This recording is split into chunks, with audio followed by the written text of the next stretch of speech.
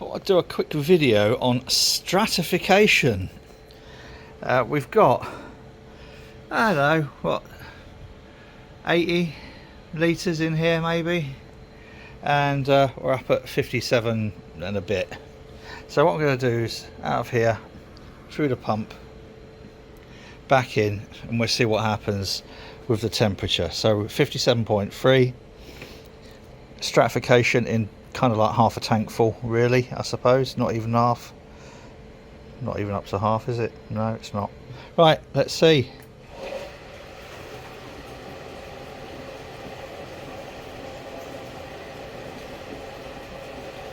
Let's just get any remaining air out of the pump.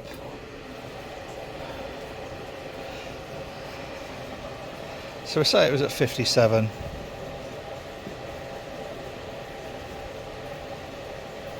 So recirculating it now, it's dropped 1 degree.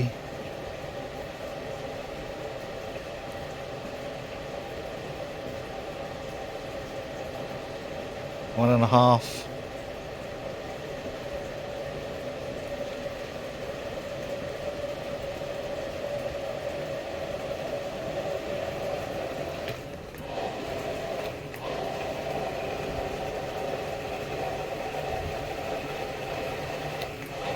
Still a lot of air in that pump. That's better, coming through a treat now. 2 degrees.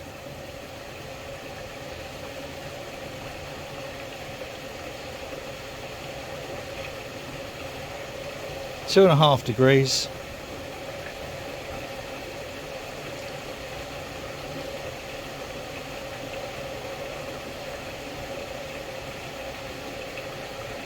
Hey, 3 degrees. So I could sing a song, couldn't I? You get the idea, don't you? So that's that tiny amount there of stratification inside a tank this size. 3 degrees, nearly 4 degrees if I'd have kept that running, I expect. That's something to bear in mind, which is why you should always have a recirculation port in HLT. Well, it will be this one, but also in your mash as well, because you're going to get a huge amount of stratification in there with the grain bed absorbing quite a lot of that heat. And also in the copper, you need to be recirculating in the copper. So especially to get a decent gravity reading out of it. I'm just warming this up now, heating it up to do a caustic wash of our new casks, which have cleaned up reasonably well. I don't know what sort of, I don't know. We shall see. I've got the old ones here, so I suppose, I mean, do you just, there's no markings on them, is there? I can't see a marking on there. There might be. No. So it might be worth a little investigation. My removal tool did a right good job on those, didn't it? Yeah. Pleased with that. So we're going to give these a good thorough wash out, and then I've got an endoscope. I'll have a little look inside and see what I think. So a caustic wash, then perhaps nitracid, and then Persid 5. So yes, that's that for now. I know it's very Heath Robinson, but it works. And basically it's a spray ball on top of a water butt pump. Right, we're going to give that 30 minutes, then we'll pop the other one on there.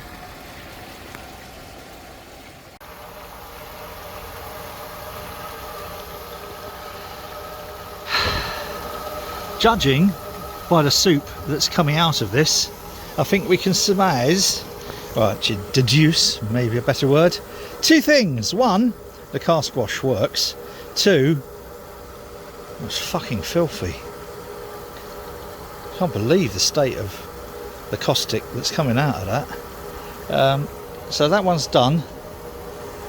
This one's being done. Then I'm going to rinse them and have a good look inside. But bloody hell, that's horrible. It's really horrible. Yeah. I wouldn't normally do this. I've neutralised it with some acid, so it's fairly pH.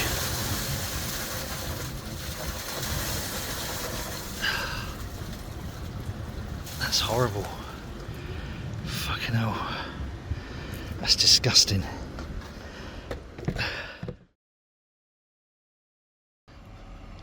Quick change. Thought worth showing how cold crash works. This is a trial batch from a pilot kit here of another gingerish ale. It's only it's about 55 litres, and I've set it to cold crash yesterday. It's dropped down to about 3, but if I pull back, you'll see all of the gunk gradually going down to the bottom. I'll then pop it into one of those 60 litre or 58 litre keg mentors. We'll carb it up and condition it. But I thought it was interesting actually showing that. That's it. So yesterday I took a piece of video of cold crashing this, and there's a visible line about here. If we look today, it's down there. So cold crashing does take a while. I'm guessing this is going to take about 3 or 4 days to fully cold crash. If we have a look on here, it's down to 0.4 degrees. Now, it's been a fairly cold night, so this hasn't had an awful lot of work to do. Yesterday that was around 4 degrees, so I'm going to wrap it back up again because it's going to be a hot day today. This has had 3 days now.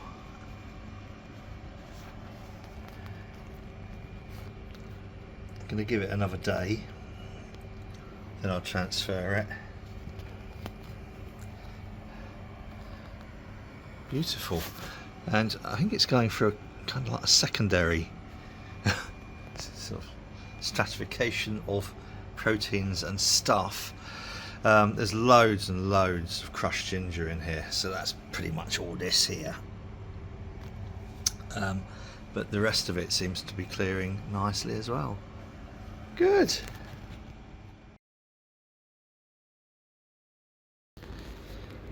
Need to offer my apologies. I started a brew, didn't film it because I wanted to see how it would go. A few observations.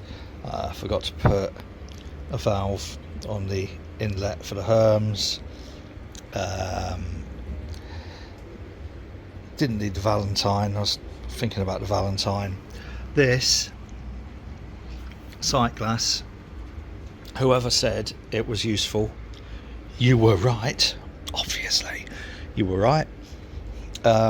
Working out how I'm going to have the pump arrangement, I don't really need the biggie.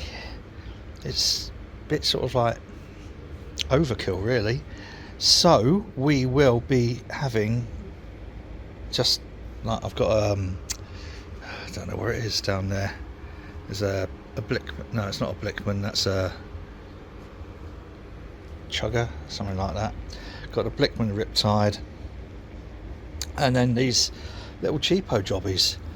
Seems to be fine. So I'm doing the transfer now. Got the hops ready for the first edition. Yeah, seems to be going to plan. I'm not used to that. So I'm sparging out at 76. I did a stepped mash, so I started this at, I dropped it down to 64. I don't know why I done that. I started at 65, went up to 67, and then 69, and then sparged out at 76 to extract all of those sugars and other glorious things. Now, this is a lager. I'll pop the recipe up on the screen along with the numbers that I was expecting, and we shall see how close we are. This isn't going to be a massively strong lager. It doesn't want to be a massively strong lager. It's going to go in that fermenter there, or most of it is, and then some is going to go into, or the rest of it is going to go into those two Firmzillas over there, because I'm going to do a blackberry lager, and then I'm going to do a blackberry sour using the same malt base, same wort. So we shall see. I'm going to be using the Nova lager yeast in the main one. Then I'm going to be using Philly sour, and I can't remember what else I decided to use. I can't remember, it might have been a wheat beer yeast. I'll have to go and look at my notes, but I'm tired. Has an abrupt awakening this morning at the unearthly hour of 10 o'clock when the postman came to deliver some stuff. Yeah, I had a very, very late night last night. Very, very late night. Well, not really last night. This morning, I should say. Right, so transferring here, I think we're going to get up to probably about 150, who knows, ish. The other thing I've worked out, need a bigger HLT. Fortunately, we have one here. Ugh. Right, back when we're doing other stuff with it then.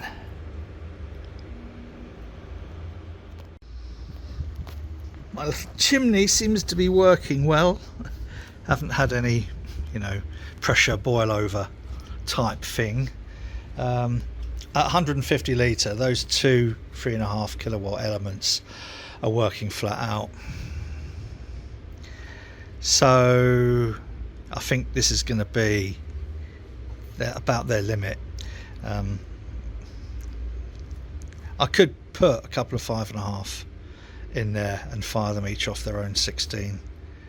I think that would just about, no, they'd need a 32. Yeah, don't know, might revisit that. I have got a couple of 32s, so that is possible. Do a calculation on the electric costs, etc. But it's a nice little rolling boil. It's been all right. It's been fine. Might not be quite so fine in the dead of winter. It is 21.5 degrees outside, so when it's down more towards 12 degrees, might have a bit of a problem. But then it's going to be inside. It's always pretty warm in here because of the spray foam insulation, so we shall see. I'm going through the old heat exchanger, mainly because I'm going to be popping into those two Firmzillas. I think I'm going to put about 18 litres in one and about 24 litres in the other, and then the rest is going to go into, I've swapped them around a little bit because the lead from the FTSS thingy wasn't long enough, so I've swapped those around. I've put the unitank in the middle, and I started cleaning the unitank because I'm going to be doing a super fruity psychedelic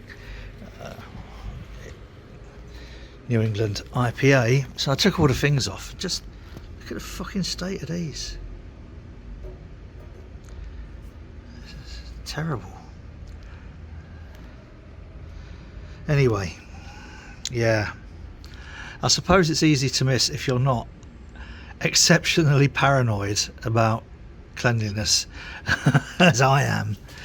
So yeah, I've got some bottle brushes I'm going to be cleaning, and then give it all massive, another NIPAC, caustic NIPAC, and then Persid 5 should just about do it. Got another new yeast from WHC, which I can't remember what it's called. I'll show you at some point, I'm sure. Yeah, and they said first 100 orders you get a free t-shirt, and I ordered it within about 90 seconds of that message coming out and didn't get a t-shirt. I've got enough t-shirts, would have been nice. So yes, recircling through the plate chiller, and then that will go straight into Firmzilla. I suppose I've got half hour to go. I've got 10 minutes before putting the proto flock and yeast nutrient in, and then 15 minutes. So I've all in all got 25 minutes to get those Firmzillas finally star sanded. So I better crack on then. I don't know if this is going to show very well. I thought I had a problem with a couple of the pumps, and this is inside the glycol chiller, by the way, and I didn't have a problem with a couple of the pumps. The fact was the pumps were how should you say, sat in blocks of ice. So I've yeah, it's pretty, isn't it? That's pretty fucking abysmal, that's what it is. So anyway, it's, I'm not sure why. I need to make sure that, sorry, this doesn't really help, does it? There we are. I've turned off the glycol chiller. I'm going to let it thaw out and chuck a load more propylene glycol in there. It's still cold enough to keep cold crushing this. So how did the brew go? I've got the light on the phone, so it'll probably look a bit weird. So we've got 100 litres in here, and then we've got 20 litres in two of the little Firmzillas. It actually went okay. I'm not used to things going okay. So I went through that good old trusty old little plate chiller. It did perfect. We've got the big one there, but that was perfect. Little job for a little lady in the morning. Shh. But yeah, no, all worked fine. I took all the water from the chiller into here, and I'm currently, actually I'll do it tomorrow. I will, this is for the clean down. I've given this a quick, ever such a quick just flush around. Give it a proper clean tomorrow, give the elements a clean tomorrow. Yeah, it works. It works. I'm glad that I didn't do the video. I'm very sorry, but I'm glad I didn't, because I was, new kit, all this kind of, all these little things that I'd forgotten to do that and needed to do that, blah, blah, blah, blah, blah. Didn't know how I was going to arrange all my pumps, because I was quite used to it over there on what's now the pilot kit. Yeah. So, did I show you? Yeah, I think I did. It's in a previous video. The grottiness of the unitank. So what I'm doing now is just going to drain this off, which is not far off, and then I'm going to have a pint, because it is 9 o'clock at night. So that's that. I hope you enjoyed that. All over the place again, wasn't it? If you like this rubbish, and you haven't already done so, it'd be lovely if you subscribe to the channel. It'd be also lovely if you was to click the like button, because it makes me feel loved and valued. Oh, and if you click the bell, it tells you whenever I post more of this complete cobblers. So yeah, thank you for watching if you made it this far. If you haven't, you won't know. Whatever you're doing, you do it safely now. You take care of yourself and everybody else, because we need a lot more care in this world. Until next time, I will just say cheers.